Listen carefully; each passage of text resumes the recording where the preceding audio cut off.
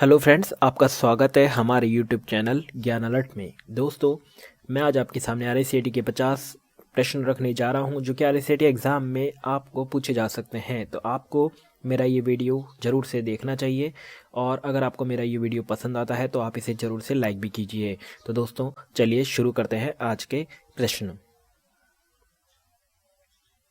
तो फ्रेंड्स, सबसे पहले क्वेश्चन आता है DBMS क्या होता है। तो DBMS की फुल फॉर्म पूछी जा सकती है। तो DBMS की फुल फॉर्म होती है डेटाबेस मैनेजमेंट सिस्टम, जो कि एक बड़े डेटाबेस को मैनेज करने के काम में आता है। फिर आता है सेकंड क्वेश्चन, टोपोलॉजी किसे कहते हैं। तो यह कंप्यूटर नेटवर्क होता है जिसे विभिन्न तत्वों लिंक्ड नोड के द्वारा जोड़ा जाता है और यह आपके 6 प्रकार की होती है। तो वह है बस topology, star topology, ring, tree, hybrid और मैश टोपोलॉजी। तो टोपोलॉजी आपको ध्यान रखना है 6 प्रकार की होती है और इसके ये टाइप्स में क्वेश्चंस बन सकता है। फिर आता है क्वेश्चन नंबर 3, इंट्रानेट किसे कहते हैं। तो इंट्रानेट एक ऐसा नेटवर्क होता है जो कि एक किसी कंपनी का या फिर किसी ऑर्गेनाइजेशन का स्वयं का एक निजी नेटवर्क होता है। फिर आता है क्वेश्चन नंबर 4, एक्स्ट्रानेट किसे कहते हैं। तो एक से अधिक ऑर्गेनाइजेशन को या फिर एक से अधिक कंपनीज को जोड़ने वाला नेटवर्क आपका एक्स्ट्रानेट कहलाता है। फिर आता है क्वेश्चन नंबर 5, बैंडविड्थ किसे कहते हैं। बैंडविड्थ आपका एक संचार चैनल सेंडर और रिसीवर के बीच लिंक को स्टेब्लिशमेंट करता है, मतलब सेंडर और रिसीवर के बीच में किस स्पीड से डाटा सेंड किया जा रहा है, कितना अप एंड डाउन हो रहा है, तो उसी को हम बैंडविड्थ कहते हैं।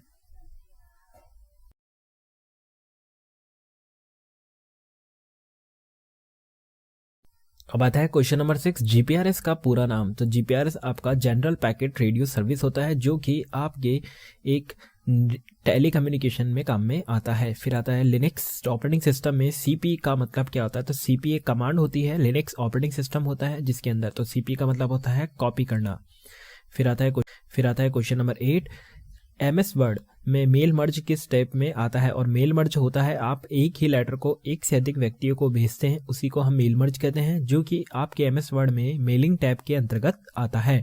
फिर आता है क्वेश्चन नंबर 9, हाइपरलिंक की शॉर्टकट की क्या होती है। तो हाइपरलिंक की शॉर्टकट की Ctrl+K होती है और हाइपरलिंक आपका एक पेज को अगर हम दूसरे पेज से लिंक करते हैं तभी हम हाइपरलिंक का इस्तेमाल करते हैं। फिर आता है क्वेश्चन नंबर 10, 5वीं पीढ़ी किस टेक्नोलॉजी पर आधारित है। तो 5वीं पीढ़ी में आपको बताना है कि किस टेक्नोलॉजी पे बेस्ड है, तो वह है ULSI पर। तो ULSI का फुल फॉर्म है ultra large scale integration. Ultra large scale integration.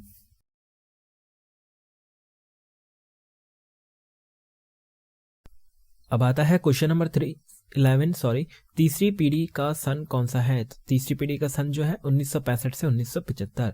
MS Excel का डिफॉल्ट डेटा टाइप कौन सा है। तो MS एक्सेस का डिफॉल्ट डेटा टाइप होता है आपका टेक्स्ट। कौन सा होता है, टेक्स्ट। एक टेक्स्ट डेटा टाइप होता है। फिर आता है क्वेश्चन नंबर 13, IC का पूरा नाम। तो IC जो होती है उसका पूरा नाम होता है इंटीग्रेटेड सर्किट। क्वेश्चन नंबर 14, तीसरी पीढ़ी की उच्च स्तरीय भाषा बतानी है। तो तीसरी पीढ़ी में जो हाई लेवल लैंग्वेज यूज में ली गई है वो है फोर्ट्रॉन, पास्कल और बेसिक। अब आता है क्वेश्चन नंबर 15, ENICAC का पूरा नाम। तो इसका फुल फॉर्म है इलेक्ट्रॉनिक अंक इंटीग्रेटर और कैलकुलेशन। इलेक्ट्रॉनिक अंक इंटीग्रेटर और कैलकुलेशन।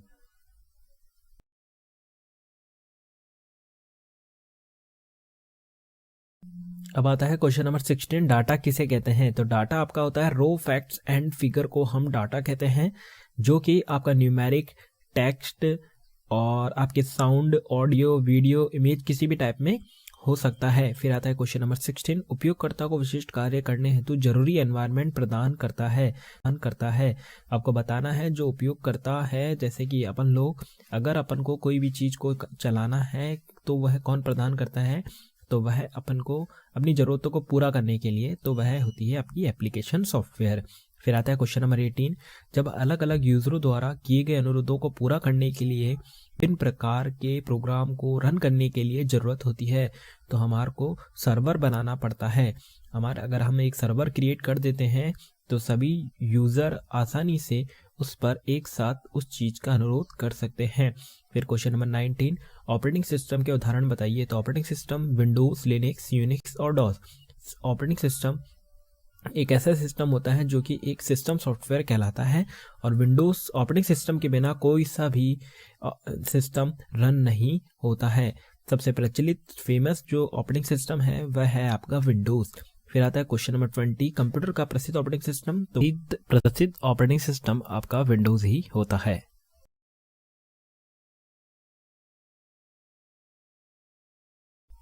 अब आता है क्वेश्चन नंबर 21, स्टोरेज डिवाइस कौन सी होती है? तो स्टोरेज डिवाइस होती है आपकी hard disk drive, compact device. Hard disk drive जो इंटरनल और एक्सटर्नल दोनों हो सकती है। कॉम्पैक्ट डिस्क सीडी डीवीडी अपनी ये होती है। क्वेश्चन नंबर 22, कॉम्बिनेशन की कौन सी कहलाती है? तो कीबोर्ड के अंदर कॉम्बिनेशन की किसको कहते हैं? कंट्रोल प्लस ऑल्ट को इसलिए कहते हैं क्योंकि कंट्रोल के साथ में हमारे को कोई भी फंक्शन की या फिर कोई भी कीबोर्ड में कीपैड की कैरेक्टर की आपको प्रेस करनी ही पड़ती है। फिर आता है क्वेश्चन नंबर 23, जीयूआई का पूरा नाम। जीयूआई का पूरा नाम ग्राफिकल यूजर इंटरफेस होता है। फिर आता है MICR, magnetic ink character reader, जो कि बैंक में चेक को रीड करने के काम में आती है। फिर आता है क्वेश्चन नंबर 25, ओएमआर क्या होता है? तो ओएमआर हमारा ऑप्टिकल मार्क रीडर होता है, जो कि आपके पेंसिल से मार्क किए गोलों को पढ़ने के काम में आता है।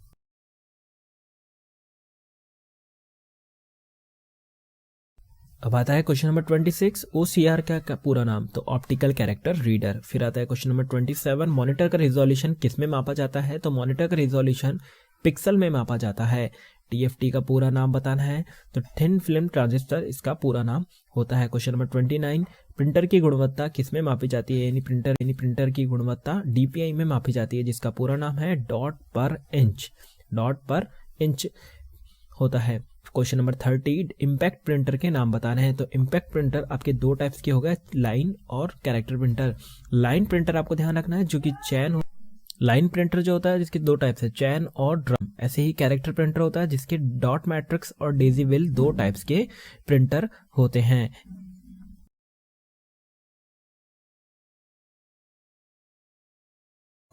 अब आता है रैम के प्रकार। तो रैम अपनी दो प्रकार की होती है और ये वॉलेटाइल मेमोरी होती है, जो कि एसआरएम और डीआरएम। एसआरएम का फुल फॉर्म होता है स्टैटिक रैम और डी का मतलब होता है डायनेमिक रैम। फिर आता है क्वेश्चन नंबर 32, कैश मेमोरी के लाभ बताने हैं। तो कैश मेमोरी क्या होती है? मेन मेमोरी की तुलना में बहुत तेज होती है, कम समय लेती है और टेम्परेरी स्टोरेज के लिए काम में आती है और इसकी जो छोटी अवधि के लिए बनी होती है। और फिर आता है क्वेश्चन नंबर 33, WORM का पूरा नाम। तो इसका पूरा नाम है राइट वंस रीड मैनी। फिर आता है क्वेश्चन नंबर 34, CD डीवीडी और ब्लू रे की भंडारण क्षमता कितनी होती है? तो CD की होती है 600 to 700 MB, DVD की होती है 4.7 to 8.5 GB और ब्लू रे डिस्क की होती है वो 550 GB to 500 GB होती है। फिर आता है क्वेश्चन नंबर 35, हाइब्रिड कंप्यूटर किसे कहते हैं? तो हाइब्रिड कंप्यूटर हमारा एनालॉग और डिजिटल कंप्यूटर से मिलकर बने होते हैं, जिन्हें हम हाइब्रिड कंप्यूटर कहते हैं।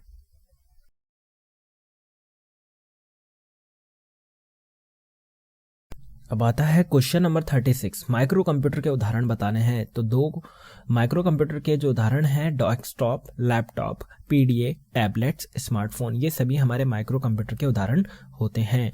फिर आता है question number 37, online shopping site के नाम बताने हैं। तो अमेजॉन, फ्लिपकार्ट, स्नैपडील, पेटीएम, ज़ेबोंग, ये सभी हमारी शॉपिंग वेबसाइट्स होती है। फिर आता है क्वेश्चन नंबर 38, इंटरनेट पर विश्व जगत की जानकारी से अवगत कराने को कहते हैं। तो उसको हम कहते हैं रियल टाइम अपडेट।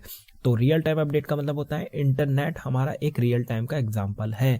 फिर आता है क्वेश्चन नंबर 39, एक वेबसाइट को एक कंप्यूटर सिस्टम पर होस्ट करना कहलाता है, तो जिसे हम कहते हैं वेब सर्वर या फिर HTTP सर्वर हम कहते हैं।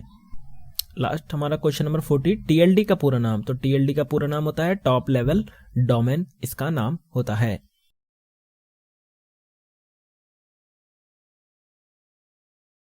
अब आता है क्वेश्चन नंबर 41, ये डाटा संचरित करने के लिए कंप्यूटर को सक्षम बनाता है। तो डाटा संचरित मतलब डाटा का लेन देन करने के लिए हमारा मॉडेम काम में आता है। फिर आता है क्वेश्चन नंबर 42, डैश में कई पोर्ट्स होते हैं, जब एक डाटा पैकेट एक पोर्ट्स पर आता है तो यह बाकी सभी पोर्ट्स पर कॉपी हो जाता है। तो यह कौन सी डिवाइस होती है? इस डिवाइस का नाम है hub. Question number 43, search engine के नाम बताएं। तो सर्च इंजन जो होता है वह Google, Yahoo, Bing. Google company का है, याहू का, बिंग आपका माइक्रोसॉफ्ट कंपनी का निर्माता है इसका। Question number 44, video sharing and video search engine website कौन सी होती है? तो आपको बताना है वीडियो शेयरिंग व video search engine website YouTube आपका एग्जाम्पल है। फिर आता है क्वेश्चन नंबर 45, ईमेल सूचना के भाग लिखने हैं, जो कि संदेश, हेडर, मैसेज बॉडी, ये आपकी ईमेल के भाग होते हैं।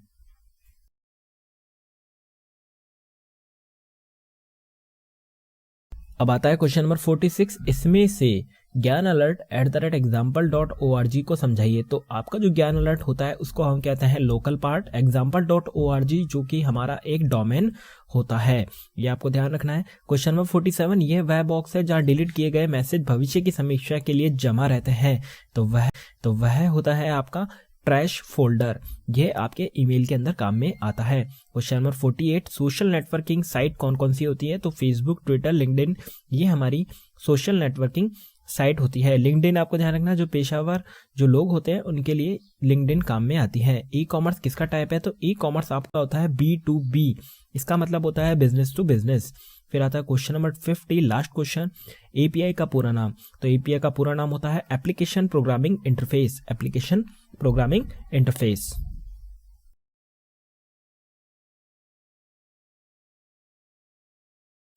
हाँ तो दोस्तों आज के लिए इतना ही। अगर आपको मेरा ये वीडियो पसंद आता है 50 MCQ का, तो आप इसे ज़्यादा से ज़्यादा लाइक कीजिए, शेयर कीजिए और कमेंट बॉक्स के अंदर एक कमेंट दीजिए, ताकि मैं आपके लिए इसका पार्ट 2 जल्द से जल्द ला सकूं और आपको वह आपके RSCT एग्ज़ाम के लिए सफलता दिला सके।